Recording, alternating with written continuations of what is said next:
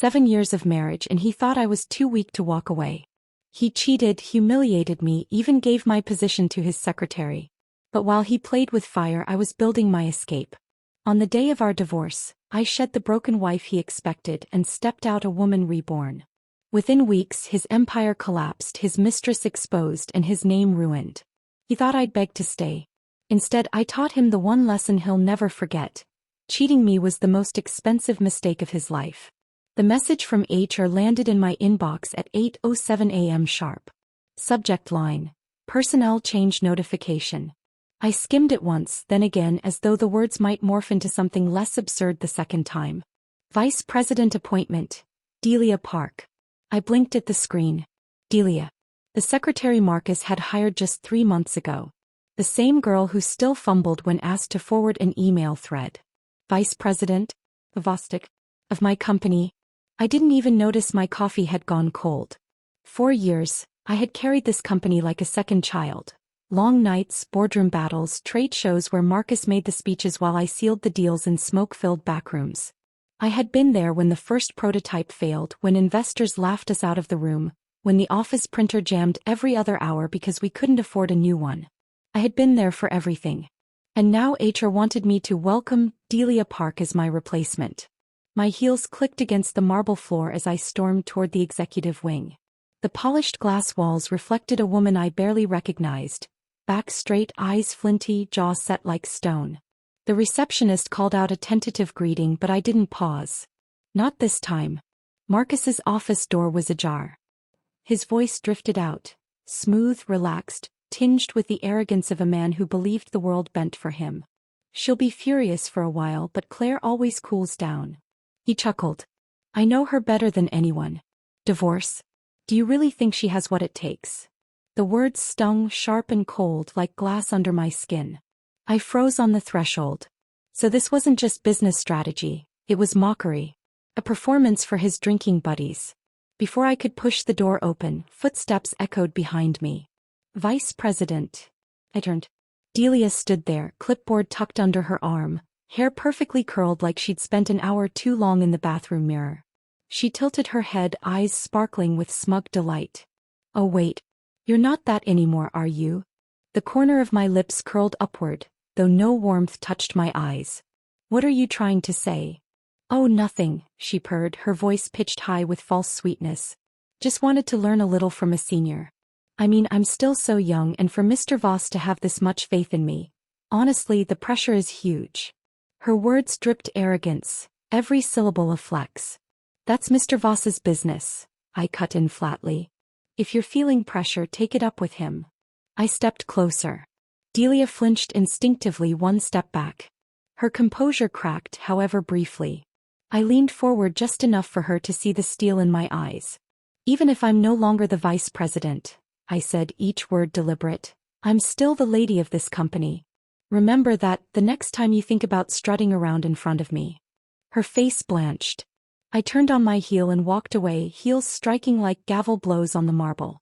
That night, the atmosphere at home was even heavier. The house felt like a museum, beautiful, expensive, hollow. My son Max sprawled across the living room rug with his toy cars, oblivious to the tension in the air. I sat down beside him. My throat felt tight, but I forced the words out. Max, if Mommy and Daddy didn't live together anymore, who would you want to stay with? He perked up instantly, eyes wide with excitement. Not sadness. Not fear. Excitement. I want to live with Daddy, he blurted, practically bouncing. I blinked. Why? Because Daddy doesn't nag me like you do. Whatever I want, he says yes. And he takes me out with the pretty lady. Everyone's jealous of me. He grinned, chest puffed out. Then, as if to twist the knife deeper, he added, Mommy, you should go. I'll make the pretty lady my new mommy. My body froze. I stared at him, numb, as though every vein had turned to ice. The pretty lady. Delia. When did Daddy take you to see other women? Why didn't you tell me? My voice came out sharp, desperate. I grabbed his arm without realizing how tight my grip was. Oh. You're a bad mommy. Max burst into tears, wriggling from my grasp. I hate you. The pretty lady never hurts me. When Daddy comes back, I'm going to tell him to kick you out. The world tilted.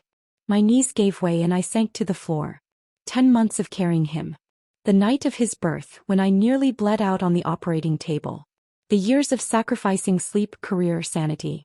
And now this child, born of my body, cut me down with words sharper than any knife. I buried my face in my hands.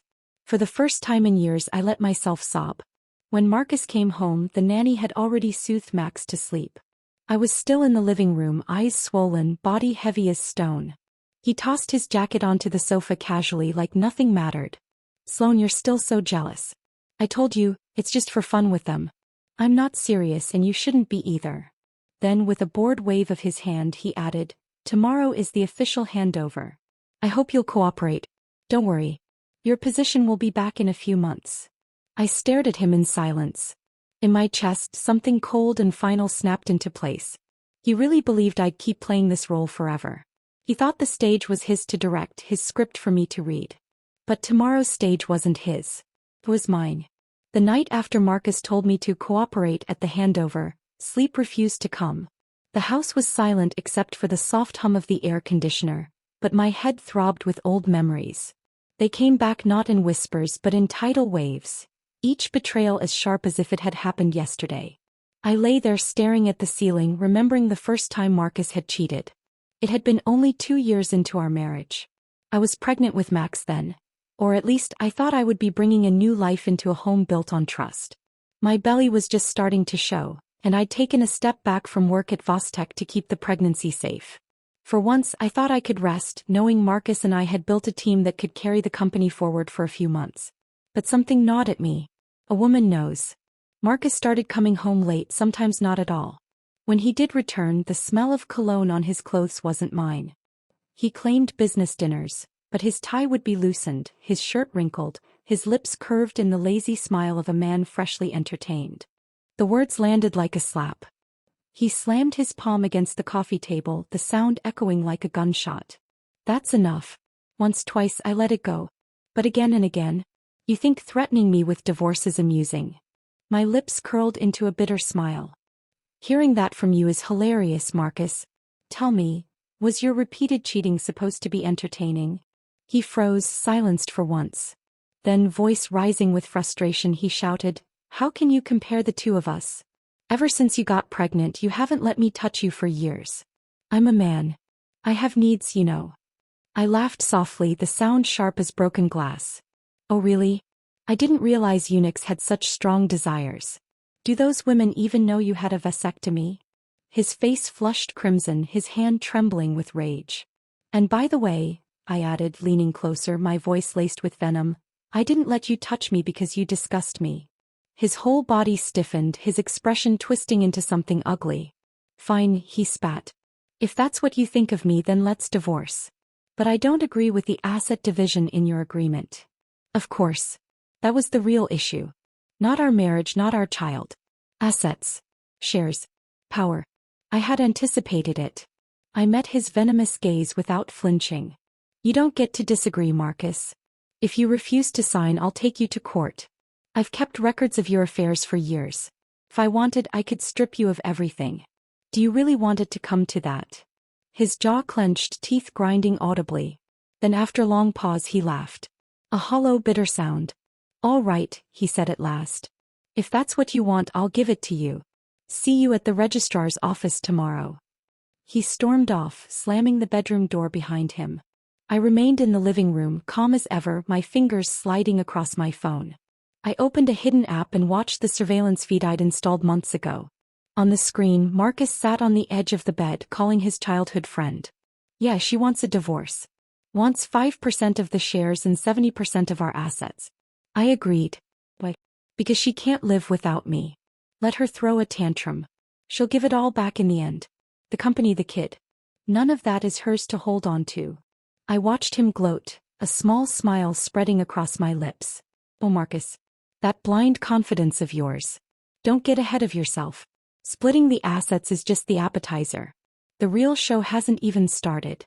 The morning after Marcus agreed to the divorce, I woke not with dread but with clarity. The ink on the paperwork was still fresh, but a 30-day cooling-off period loomed before the final certificate would be issued. 30 days. For most women it would be a limbo. For me it was a battlefield.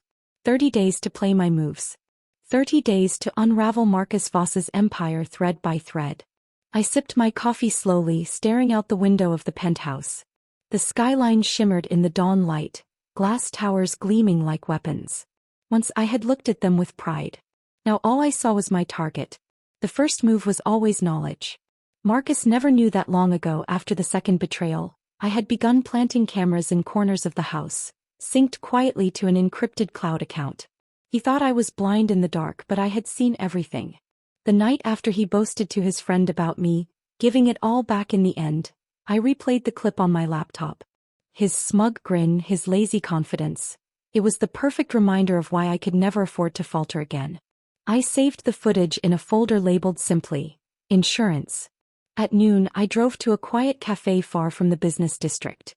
Its tables were half empty, the air thick with roasted beans and muted jazz. In the back booth, a man already waited. Kiranjo. Sharp-eyed, cool, notorious in the industry. He had built his fortune buying out weakened rivals and finishing them off with ruthless efficiency. Marcus despised him, which made him perfect. I approached with measured calm. Mr. Zhou, thank you for waiting. I hope I didn't keep you too long. He studied me, expression unreadable. Sloane Hart. I'll admit I was surprised when you reached out. I didn't expect Marcus's wife to sit across from me. I smiled faintly. Ex-wife soon enough. His brow twitched. So this isn't a trap? Not a little performance you and Marcus rehearsed. I will transfer 25% of my shares to you. With them you'll become the second largest shareholder in Vostech. Marcus will hold 26. The rest is scattered among minor investors who can't hold a united line. With your abilities, you won't have trouble directing the company's course. His eyes narrowed. And what do you want in return? Simple, I said. Freedom. And the pleasure of watching Marcus choke on his arrogance. For a long moment he was silent, his gaze locked on mine. Then slowly he smiled. You're colder than they give you credit for, Sloane. I leaned back, sipping my coffee. They mistake patience for weakness. That's their first mistake. Within days the battlefield shifted. I released small batches of the holdings I had quietly acquired through shell accounts years ago, selling to both men at escalating prices. Neither cared, each was desperate to outmaneuver the other. Every sale filled my accounts with more liquid capital while their war drained them. It was delicious to watch from afar.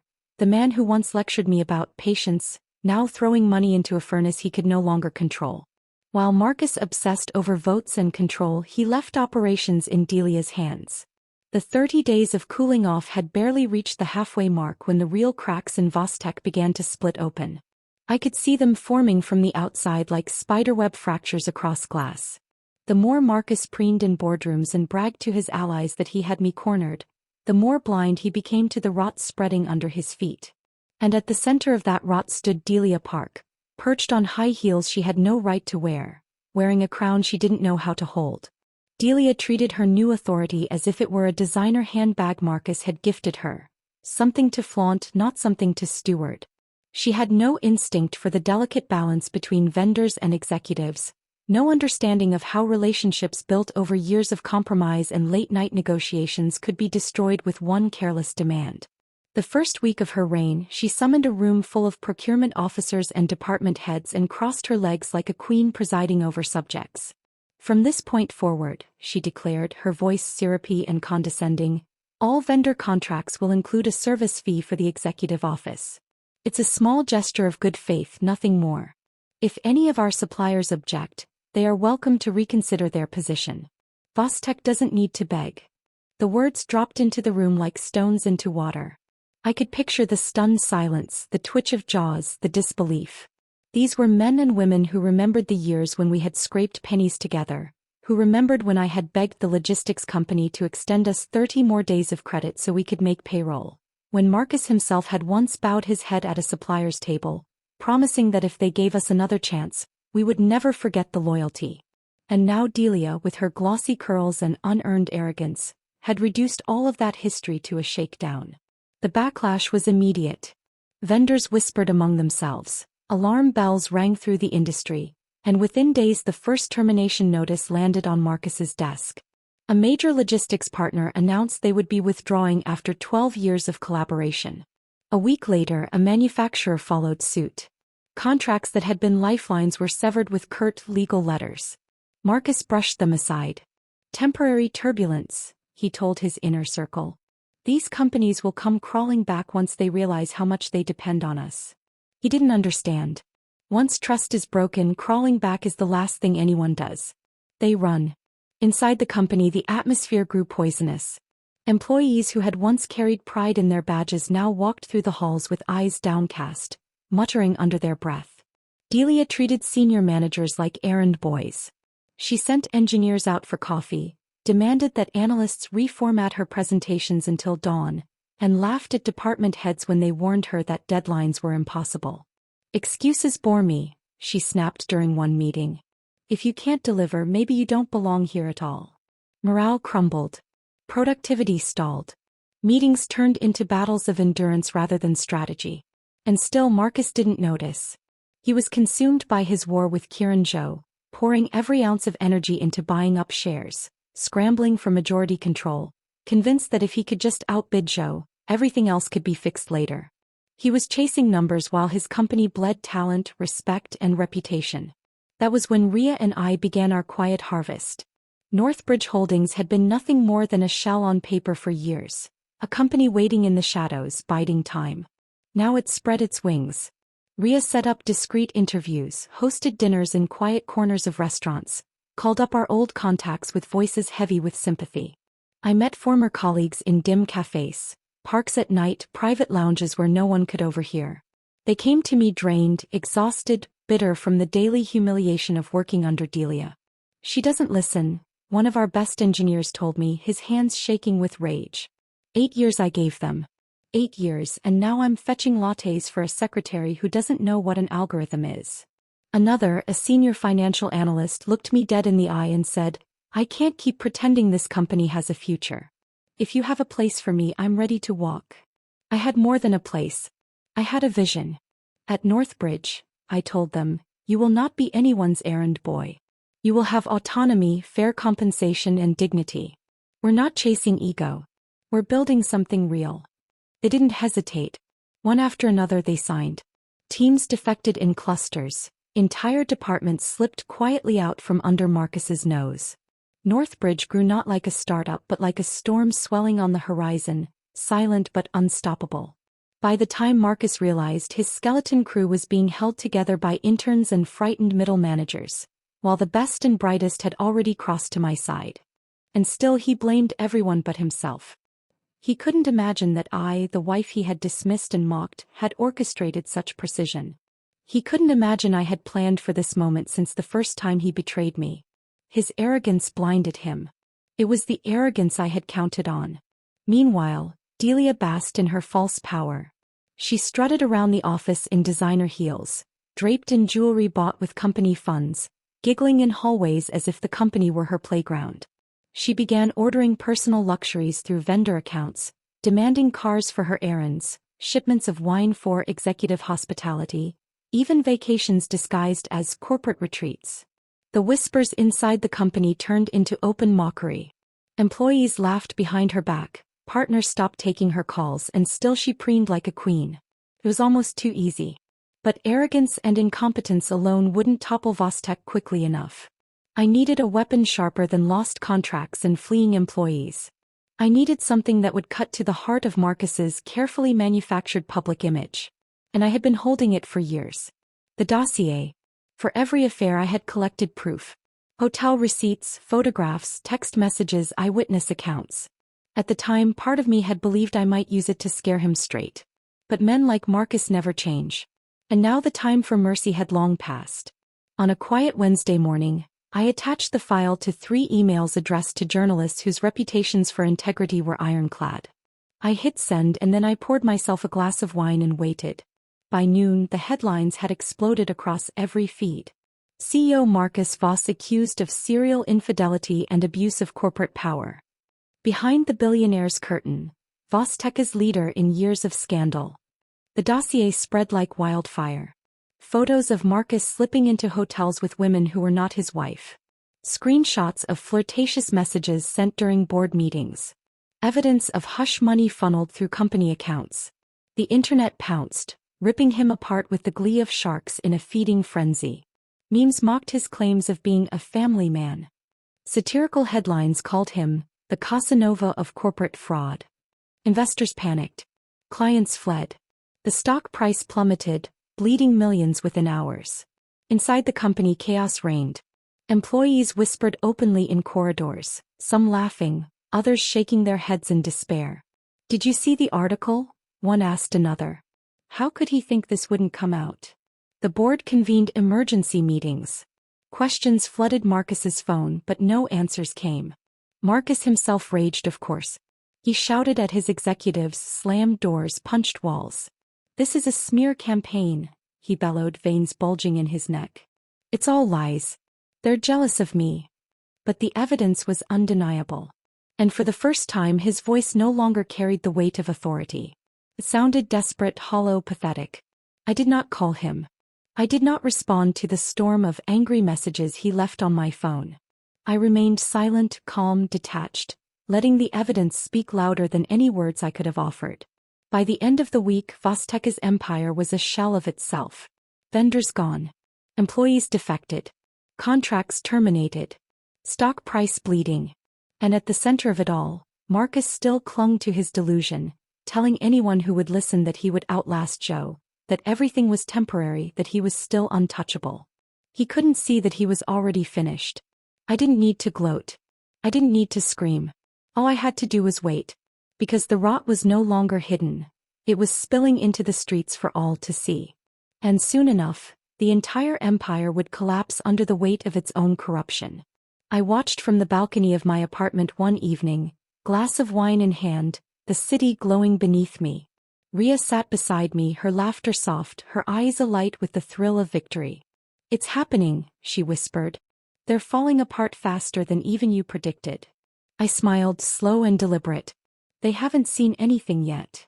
Because this was only the middle of the game. The clean break, the final blow, the moment Marcus would finally understand exactly who he had underestimated, that was still to come. For now, it was enough to watch him drown in the consequences of his own arrogance, dragged down not by my hand alone but by the very people he had disrespected for years. The empire was rotting from within. And I was the one who had planted the seeds. The morning of the divorce certificate felt almost anticlimactic. There had been so much fire, so much noise leading up to it, but the actual day dawned gray and still. I rose early not because I couldn't sleep, but because I wanted Marcus to believe I hadn't. My plan required performance and every detail mattered. The clothes, the posture, even the way I breathed. I dressed plainly. A loose cardigan, a skirt that hung too long, flats that dulled my stride. I scraped my hair into a lopsided bun and left my face bare, the shadows under my eyes unhidden. When I looked in the mirror, the reflection staring back was not Sloan Hart, co-founder of Vostek, nor the architect of Northbridge Holdings. It was the fragile, timid wife Marcus had always believed he could manipulate. It was the woman he thought he had broken. Perfect. I arrived at the Civil Affairs Bureau before Marcus, sitting on the stone steps outside like someone who had nowhere else to be. Passers-by gave me the kind of pitying looks strangers give a woman who has clearly been abandoned, and I let them. I curled my shoulders in, clasped my hands in my lap, and lowered my gaze. The performance began. Marcus arrived striding, his suit pressed, his hair slicked back, his aura of confidence wrapped around him like armor. Delia trailed beside him in a pale dress, her smile smug, her eyes flicking over me with the contempt of a victor surveying the defeated. When Marcus spotted me, his lips curved into a grin, sharp and triumphant. "Sloan," he said, voice booming across the courtyard, "not doing too well, huh? There's still time to back out. You can change your mind before we go in." Delia tugged at his sleeve, feigning gentleness. "Mr. Voss, if Sloan wants her freedom, just give it to her. Let things end peacefully." Then she turned her wide, false innocent eyes on me. "Don't worry, Sloan. I'll take good care of Mr. Voss and your son." Marcus frowned at her, irritated that she had spoken for him, but he didn't scold her outright. He still needed her to play the part. I let out a small, fragile cough, lowering my gaze as if his words had bruised me. My voice came out thin, trembling. "I don't regret the path I chose. Even if I end up starving on the street, it's none of your concern anymore, Marcus. He chuckled, shaking his head. Fine. Fine. Just don't go around telling people we were ever married if you end up begging on the sidewalk. With that, he strode toward the entrance, expecting me to follow like the shadow I had been in his mind for years. And I did, head bowed, shoulders slumped, right up until the door of the bureau swallowed us whole. Inside, the process was quick. The final papers were signed, the last formalities observed. At 10:24 a.m., the registrar stamped the certificate. The marriage of Marcus Voss and Sloane Hart was officially dissolved. The moment the stamp hit the paper, I excused myself. Restroom, I murmured. Marcus waved me off without thought, already turning to Delia, who clung to his arm like ivy. I stepped into the tiled restroom and locked the stall door. From my tote, I pulled out a neatly folded suit, cream beige, tailored, sharp lines that cut like a blade. I slipped it on, smoothed the fabric, fastened the buttons. Then came the heels, modest but strong. At the mirror, I applied foundation, blush, eyeliner. My hair was released from its messy knot and fell into sleek waves. In less than 15 minutes, the timid wife had vanished. What remained was the woman Marcus had always underestimated, reborn before the ink on the divorce certificate had even dried. When I emerged, heads turned. Even the clerk at the counter blinked, startled by the transformation. Marcus's eyes widened. For the first time in years, he looked genuinely taken aback. Sloane, you. I lifted the certificate in my hand, smiling, the glow of freedom pouring out of me. Thank you, Marcus. I'm finally free of you. His face stiffened. His confidence faltered. There was something in his expression. Confusion, anger, perhaps even a flicker of fear. I didn't linger. I walked past him, past Delia's jealous glare, past the whispers of onlookers. I stepped into the sun, the cool morning air kissing my cheeks like a benediction. From there, I drove straight to a cafe across town where a man already waited. Kiranjo. He was seated in a corner booth, a half-finished espresso before him, his posture casual but his eyes sharp. When I approached, he stood extending a hand. Ms. Hart, he said evenly, I trust the paperwork is complete? I slid into the booth, placing the fresh divorce certificate on the table with deliberate calm. Official as of this morning. From my bag, I produced the final set of documents. The share transfer agreement I had prepared weeks earlier. 25% of my shares. Signed, notarized. With this, you'll be the second largest shareholder. Marcus will be outflanked. The rest of the board will scatter like frightened pigeons. Kiran studied me for a long moment. You've thought this through. Since the day he cheated the first time, I said. A rare smile tugged at the corner of his mouth. He picked up the pen, signed, and sealed the agreement. Just like that, Marcus's fragile grip on his empire loosened further. The first phone call came that evening. Sloane. Marcus's voice thundered through the speaker, his fury palpable even across the wires. You've gone too far. Selling to Joe? You're trying to destroy Vostek. Our company?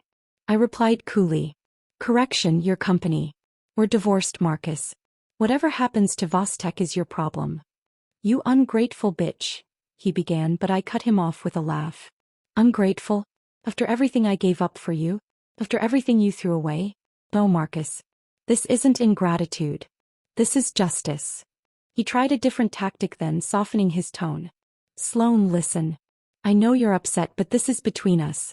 Don't drag the company into it. Cancel the transfer. Bring the shares back. We can fix this. I'll fire Delia. We can move on, just the two of us. I narrowed my eyes, though he couldn't see it. You still don't get it, do you? This was never about Delia. If it wasn't her, it would have been someone else. Lisa, Emily, whoever caught your eye that week. You never saw me as a partner. Only as a convenience. Well, Marcus, I'm done being convenient. His voice cracked, fury surging back in. You'll regret this, he shouted. You can't live without me, Sloane. You never could. I hung up. When he called again, I blocked the number. At Northbridge, the atmosphere was electric. Ria burst into my office one evening, waving a report. We've doubled headcount in 2 weeks. And the partners, they're flocking to us.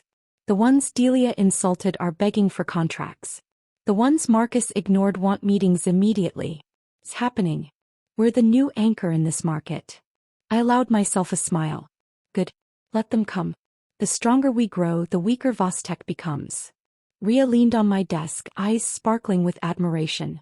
You know he's losing his mind, right? He can't believe you had this in you. He never thought you were capable of walking away, let alone building something bigger than him. That, I said softly, was his last and greatest mistake.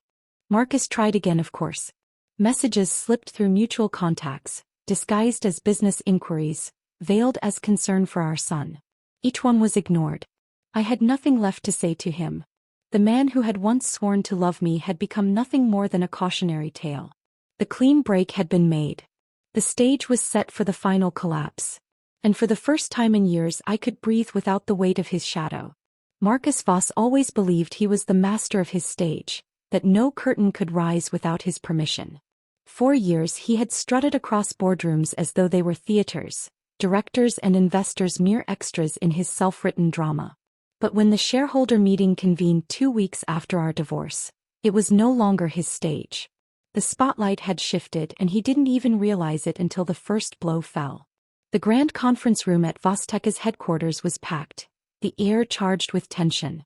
Screens displayed tumbling stock charts. Nervous whispers coursed through the room like static. Marcus entered with his usual swagger, Delia on his arm, her smile brittle but bright. She wore a fitted navy dress, perhaps to mimic authority, but the way she clung to him made her look more like a pet than a partner. He took the central seat at the polished table, adjusting his cufflinks as though he still owned the world. Ladies and gentlemen, he began, his voice booming, today we restore order. Vostek is strong. The rumors, the articles, nonsense. Temporary turbulence, nothing more. We will reaffirm our commitments, approve our expansion strategy and move forward. He clicked his tablet, pulling up motions for capital reallocation and new executive powers. He expected nods, deference, obedience. But instead silence greeted him. Then a cough. Then the chair to his left scraped back. Kiran Zhou rose. Motion denied, Kiran said flatly. Marcus blinked, incredulous. Excuse me. Kiran held up his voting proxy. With my newly acquired 25% block and allied shareholders representing another 15, your motions are dead before they reach the table. The room erupted in whispers. Marcus's face blanched, then reddened. This is outrageous. You think you can hijack my company? Kiran's calm expression never faltered. Your company? The board will decide that. I simply hold the votes you squandered. Marcus sputtered, demanding order, but no one moved to support him. For the first time he realized he wasn't the son everyone orbited. He was a man outnumbered, outmaneuvered, and very nearly irrelevant. And then before the board could adjourn, the second blow fell. Mine. At noon, Delia filed a careful ledger of her mismanagement since she slithered into power. Invoices for service fees, skimmed off vendor contracts. Screenshots of emails where she demanded gifts and special treatment. Testimonies from employees bullied into fetching her lattes. From managers dismissed when they questioned her absurd directives. Proof of contracts lost due to her arrogance. The articles went live one by one. Inside the collapse of Vostek, inexperienced secretary-turned-executive demands kickbacks. Employees detail a culture of fear and favoritism under Delia Park. Has Marcus Voss sacrificed his company for an affair? By the time Marcus and Delia returned to the main floor, journalists were already waiting outside headquarters, cameras flashing like lightning. Inside, board members stared coldly at him. Executives avoided his gaze. Employees whispered openly, no longer afraid. And still Marcus clung to denial. These are lies, he barked. Fabricated. An attack orchestrated by my bitter ex-wife. But then a young intern, braver than most, muttered loud enough for all to hear. I saw the invoices. It's true. The silence that followed was devastating. Marcus turned on Delia, his composure cracking. What the hell did you do? He hissed. She drew herself up, her voice shrill with desperation. Don't you dare blame me. You told me I could do whatever I wanted. You said I was the future of this company. Gasps rippled through the room. Marcus's jaw tightened, but before he could retort, she blurted the final card she thought would save her. I'm pregnant with your child. The words hung in the air like poison gas. For a moment the room stilled. Marcus stared at her, shock flickering, followed by something darker. Then slowly his face twisted into rage. "You lying bitch," he spat. "I had a vasectomy. A permanent one. Everyone knows." The silence broke into chaos. Reporters shouted. Cameras clicked furiously. Board members exchanged horrified looks. Marcus's hand lashed out before he thought, striking Delia across the face. The crack echoed through the chamber. She staggered, clutching her cheek, eyes wide with disbelief. "You traitor!" Marcus roared. "You ruined my company and now you cheat on me too?" She crumpled, sobbing, her mascara streaking as security moved to separate them. The board called for order, but there was no order left to salvage. The spectacle was complete. Outside, the press tore into the scandal like wolves. Footage of Marcus striking Delia went viral within minutes. Headlines screamed of fraud, mismanagement, abuse. Stock prices, already weak, plummeted into freefall. Partners terminated contracts en masse. Employees fled, what little remained. Vostek, once the empire Marcus had boasted about, collapsed in real time. I watched from the high window of Northbridge's new office. The city spread below like a chessboard I had already conquered. Rhea stood beside me, exhilarated.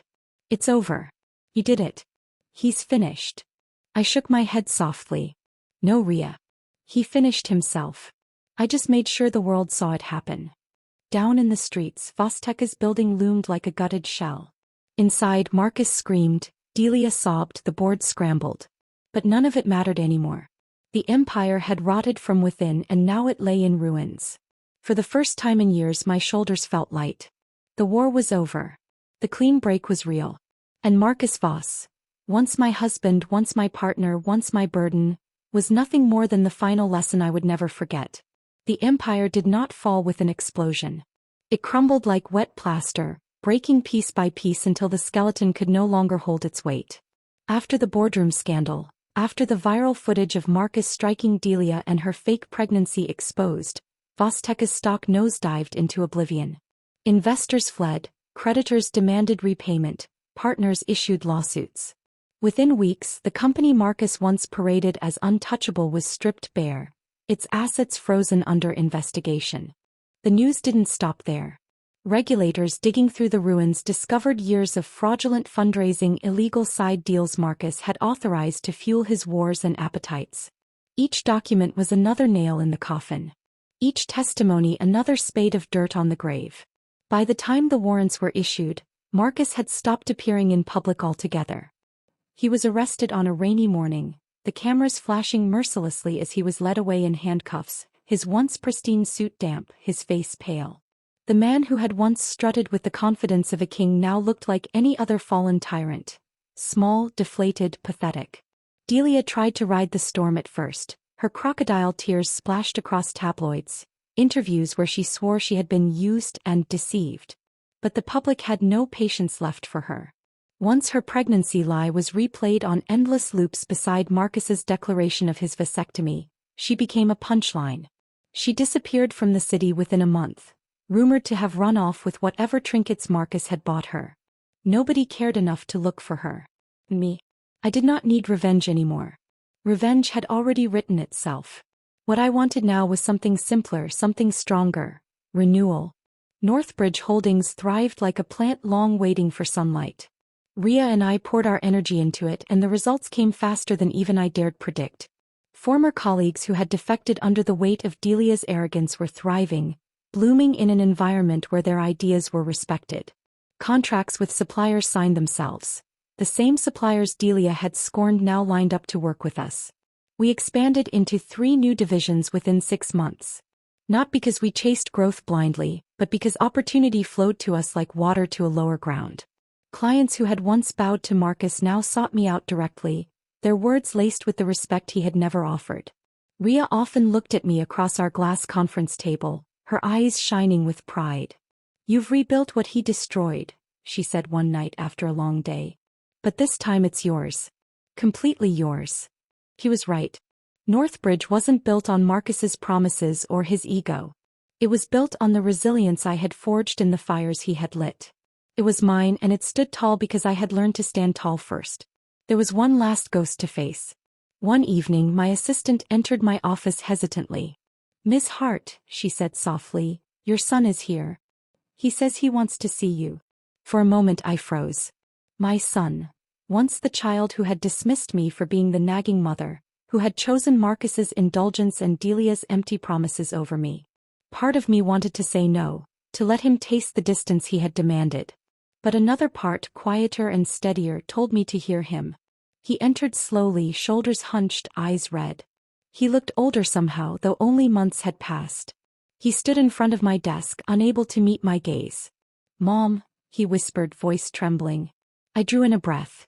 "You don't have to call me that," I said gently. "Remember? You told me you didn't want me to be your mom." Tears filled his eyes. "I didn't mean it. I was stupid. I just wanted things to be easy, and Dad, he made everything seem fun. But I know now. I know who really cared." His voice cracked. "I don't want to lose you." I rose and walked around the desk, standing before him. My hand hovered before it settled gently on his hair. "You didn't lose me," I said quietly. "But you need to understand something. Love isn't a toy you pick up and drop when it's convenient. Respect matters. Choices matter. You chose once and it cut me deeply. That wound doesn't vanish just because you regret it." He sobbed, clutching my arms. "Please, give me another chance." I held him, but my voice stayed firm. "I'll always support you. I'll always make sure you have what you need until you're grown. But you'll have to earn back trust. You'll have to show me through your actions, not words. Do you understand?" He nodded through his tears. It wasn't a reconciliation wrapped in ribbons. It was real, messy, painful, necessary. And it was enough. The following months unfolded like a new season. Marcus remained behind bars, awaiting trial that everyone knew would end in conviction. Delia's name vanished from newspapers, her relevance extinguished as quickly as it had flared. Vostek was dissolved, its prime assets auctioned, its buildings stripped of the logo that had once stood as Marcus's monument. I did not attend the auctions. I did not need trophies of ruin. My trophy was the life I had built away from him. One crisp morning, Ria and I boarded a train out of the city. We had promised ourselves that when the dust settled we would travel. Not for business, not for strategy, but for the pure freedom of it. The train wound through hills painted gold with sunrise, and for the first time in years, I felt no weight on my chest. Ria leaned against the window, her laughter soft, unguarded. "We made it out," she said. "Yes," I replied, watching the landscape rush past. "And we're never going back.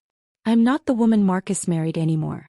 Not the one who forgave betrayal after betrayal, not the one who stayed silent when mocked, not the one who believed love was enough. I am the woman who rose from ashes. The woman who built something greater from the ruins. The woman who looked into the face of betrayal and answered it not with despair but with strength." As the train carried us farther from the city, I closed my eyes and let the rhythm wash over me. My past was behind me. My future stretched wide, unchained, unscripted, mine. And I stepped into it calm, resolute, unshaken. Free at last. The end.